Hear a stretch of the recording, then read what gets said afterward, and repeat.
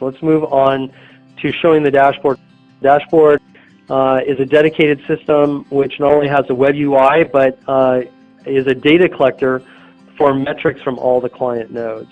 And let me go ahead and pull up the UI seen here. So first point in the thing is that data from all client nodes is compiled and aggregated for the entire site. So coming back to the UI, we can see under the performance metrics section here that we have all of the data from all the client nodes aggregated and shown for the entire site, and even additional metrics are generated as well. For instance, you saw from the CLI for the file listing that read hits and read misses is shown. Well, once the central management node collects that information, it also calculates the read hit ratio. So we see read hit ratio as well as the write hit ratio. We see all the numbers related to the cache device.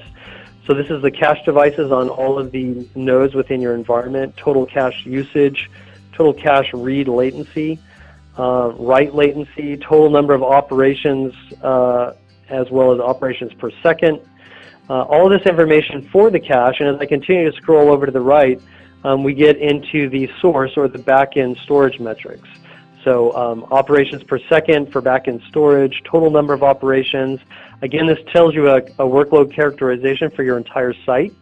In this case, we can see that we're seeing a lot more reads and writes for the site overall. So very interesting information that can be understood here for what's happening within your site at the overall level. Data size, read and written, read and write latency.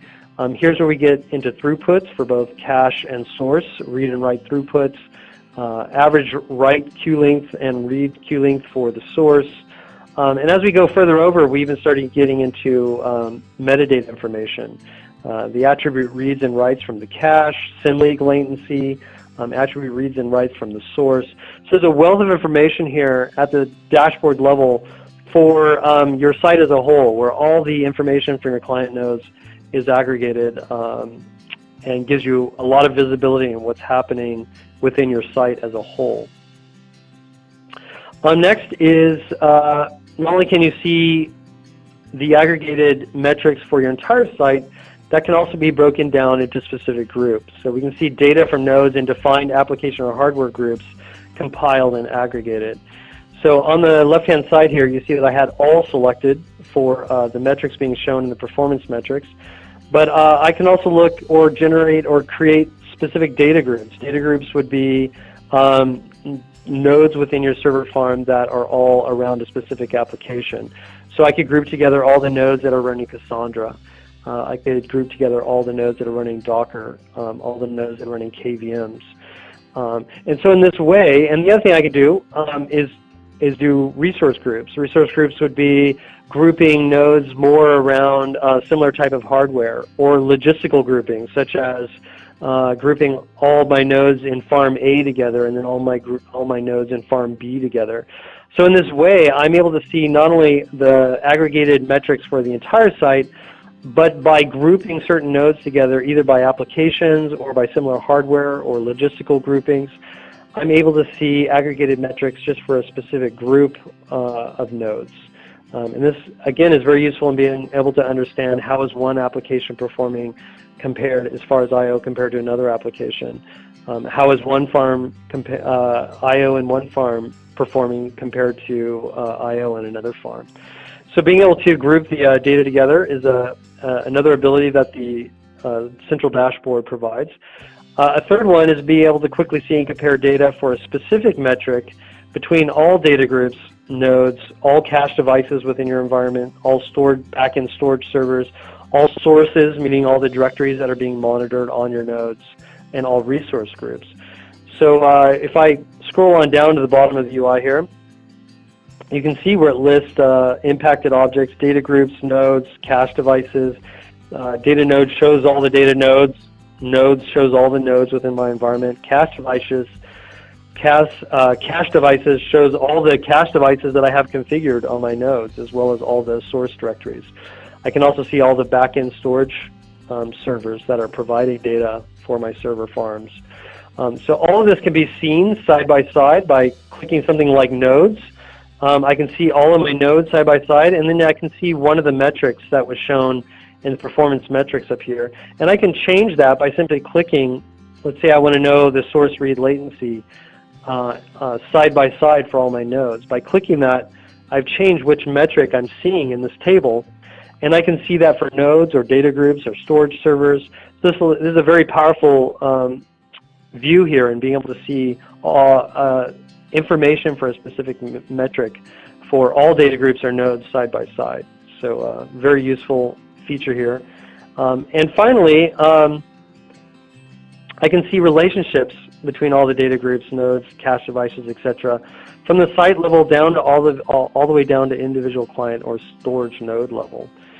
So not only can I see all the aggregated metrics and see a specific metric side by side for all these individual, for all these different types of groups, I can also even click on, so when I'm viewing nodes, notice each one of these is a link as well.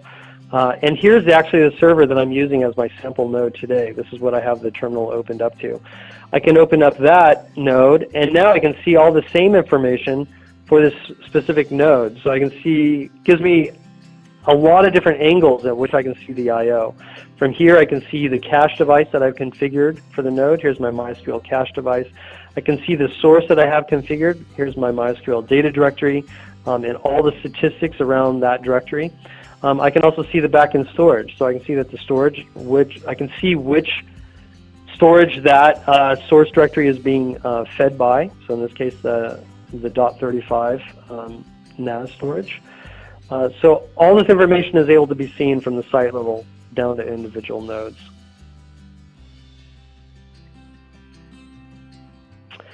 So being able to see aggregated metrics like this from the site down to individual storage and application servers from a centralized view allows me to see relationships between storage servers and the application servers in which the data is actually being used or accessed. I can make sure that the data flow is running as expected, both from the site or group level all the way down to individual nodes, even down to individual source levels, being able to see individual source directories on specific nodes.